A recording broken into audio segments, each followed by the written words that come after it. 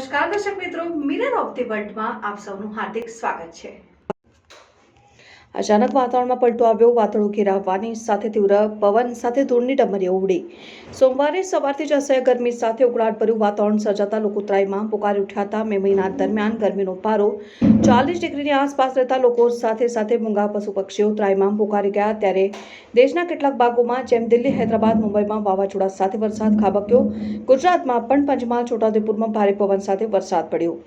આજે વડોદરા શહેરમાં મોડી સાંજે અચાનક વાતાવરણમાં પલટો જોવા મળ્યો હતો અને કાળા ડિબાંગ વાદળો છવાયા બાદ અચાનક તીવ્ર ગતિએ પવન ફૂંકાતા ધૂળની ડમરીઓ ઉડી હતી, જેના કારણે વાહનધારીઓ, રાહદારીઓને હાલાકી પડી હતી।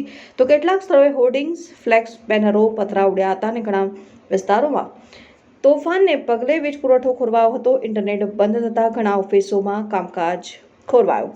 ધૂળની ડમરીઓથી રોડ ઉપર વાહનધારીઓને સલામત સ્થળે ઉભા રહેવાની ફરજ પડી।